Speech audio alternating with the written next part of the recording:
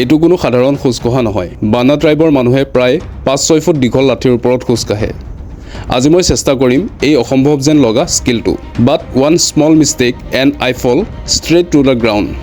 সেইবাবে মই প্ৰথমে সৰু ষ্টিক শিকিবলৈ ডিচাইড কৰিলোঁ। নমস্কাৰ বন্ধুসকল, আজিৰ চেলেঞ্জটো অলপ বেলেগ। এতিয়া মই ভাবিছোঁ এইটো কৰাটো কিমান কঠিন হ'ব পাৰে আৰু ইয়াক মাষ্টাৰ কৰিবলৈ কিমান দিন লাগিব পাৰে। আজি হ'ল ডে 1। প্ৰশ্ন এইটো নাছিল যে মই খোজ কাঢ়িব পাৰিমনে, প্ৰশ্ন এইটো আছিল যে মই শিলৰ ওপৰত ইহঁতৰ দৰে বেলেঞ্চ ৰাখি খোজ কাঢ়িব পাৰিম জানো। মই যেতিয়া প্ৰথম ষ্টেপ ল'লোঁ মই ভালকৈ বুজি পালোঁ। ভিডিঅ' চাই বহুত সহজ যেন লাগিছিল, কিন্তু ভৰি থোৱাৰ পিছত ইচোন মোৰ অকাত দেখুৱাই দিলে। মই এতিয়া চেষ্টা কৰি আছোঁ আৰু প্ৰতিবাৰেই নুব প্লেয়াৰৰ দৰে পৰি গৈ আছিল। এনেকুৱা ফিল হৈছিল যে মই জন্ম লোৱা মাথো 2 মাহ হৈছে। ষ্টাৰ্টিঙৰ পৰাই মই এটা বহুত ডাঙৰ ভুল কৰি আছিলোঁ আৰু মই সেইটো পিছত গম পাম। লগতে মই এটা কথা ন'টিছ কৰিলোঁ, মই ইয়াৰ ওপৰত খোজ কঢ়াৰ আগতে প্ৰথমে বেলেঞ্চ বনোৱাটো বহুত জৰুৰী। কথামতে কামত লাগি গ'লোঁ, কিন্তু ফেইল, এগেইন ফেইল। নিজৰ ওপৰত হাঁহি উঠিবলৈ আৰম্ভ হৈছিল আৰু বাঁহডালৰ খোজ দিয়া পাৰ্টটো বাৰে বাৰে খুলি গৈ আছিল আৰু মই ইয়াক ঠিক কৰি আছিলোঁ। মোৰ ওজনটোক বাঁহকেইডালৰ ওপৰত মই মেইনটেইন কৰিব পৰা নাছিলোঁ। কিছু সময় অপ্ৰাণ চেষ্টা, তাৰপিছত ভাইটি এজনক ধৰি দিবলৈ ক'লোঁ আৰু এইটো হয়।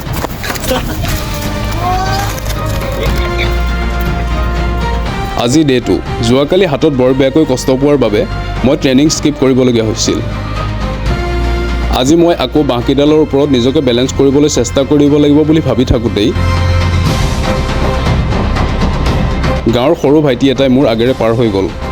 মই আচৰিত হ'লোঁ, কাৰণ মই ইমান দিনে গমেই পোৱা নাছিলোঁ যে মই কৰিব লোৱা চেলেঞ্জটো ভাইটিটোৱে আগতেই মাষ্টাৰ কৰি থৈছে। সেইবাবে তাৰ পৰা ট্ৰেইনিং লোৱা আৰম্ভ কৰি দিলোঁ। মই কেইটামান ভুল কৰি আছিলোঁ আৰু সেইকেইটা ভাইটিটোৱে মোক শিকাই দিলে। ফাৰ্ষ্ট ৰুল, মই উৎপাতত ভৰি ৰাখিব নালাগে। Second rule, bamboo stick and body alignment একদম চিধা হ'ব লাগে। আৰু থাৰ্ড ৰুল, যিটো মষ্ট ইম্পৰ্টেণ্ট আৰু বহুত কঠিন আছিল, যিটো আছিল ভৰি আৰু হাতক একেলগে মুভ কৰিব লাগে। তেতিয়া মই একচুৱেল বেলেঞ্চ কৰি খোজ কাঢ়িব পাৰিম। ল'ৰাটোৱে মোক ৰুলকেইটা শিকাই দিলে হয়, কিন্তু মই এক্সিকিউট কৰিব পাৰিম নে নাই। এতিয়া কমপ্লিট বেলেঞ্চ নহ'লেও অলপ চলপ পাৰিছিলোঁ। মই এতিয়া ইয়াৰ ফাণ্ডামেণ্টেল বুজিব পাৰিলোঁ, কিন্তু খোজ কাঢ়িবলৈ ইমানেই যথেষ্ট নাছিল। বাৰে বাৰে ফেইল, অলপো ইম্প্ৰুভমেণ্টে দেখা দিয়া নাই। হয়তো মোৰ লাঠি চইচ কৰাত ভুল হৈছিল ভাবি ময়ো ইয়াৰ নিচিনা এডাল বনাই ল'লোঁ, কিন্তু মোৰ ওজন সহিব নোৱাৰি লাঠিডালৰ গাঁঠিকেইটা বাৰে বাৰে ভাঙি গৈ আছিল, কাৰণ মই খাই খাই হাতী হৈ গৈছোঁ। মোৰ ওজনটো বহুত বাঢ়ি গৈছে। মোৰ এতিয়া ফ্ৰাষ্ট্ৰেশ্যন বাঢ়ি আহিছিল, কিন্তু বহু বিফল চেষ্টাৰ পিছত মই বেলেঞ্চ কৰিব পাৰিলোঁ, কিন্তু বেছি সময়লৈ নহয়। আৰু এটা ভাইটি আহি তাৰ স্কিল মোৰ আগত দেখুৱালে। এতিয়া বহুত লাজ লাগিছিল, কিয়নো মোতকৈ সৰু ল'ৰাকেইটাই মোক হৰুৱাই আছিল। সেইবাবে মই আকৌ ট্ৰেইনিঙত ধ্যান দিলোঁ।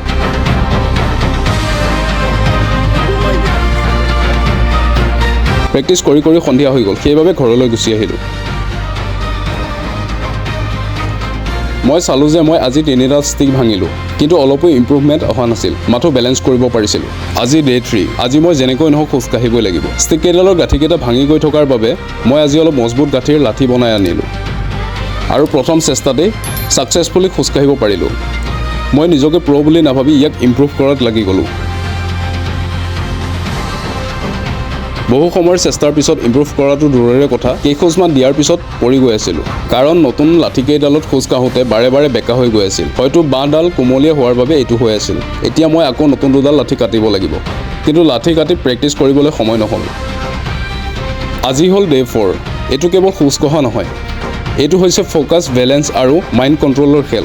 মই আজি আকৌ প্ৰেক্টিছ কৰাত লাগি গ'লোঁ, কিন্তু এই ষ্টিককেইডাল যদিও মজবুত আছিল, কিন্তু মই বেলেঞ্চ কৰিব পৰা নাছিলোঁ। বাৰে বাৰে ফেইল, আৰু কোনোবা এবাৰত এইটো হয়, লাঠিডাল ভাঙি থাকিল। সেইবাবে মই আগৰ লাঠিকেইডাল লৈ যেতিয়া চেষ্টা কৰিলোঁ, মই এই 2ডাল লাঠি লৈ খোজকাঢ়িব পাৰি আছিলোঁ। এতিয়া অলপ ইম্প্ৰুভমেণ্ট অহা যেন অনুমান পালোঁ। এইডাল লাঠিও অৱশেষত ভাঙি থাকিল।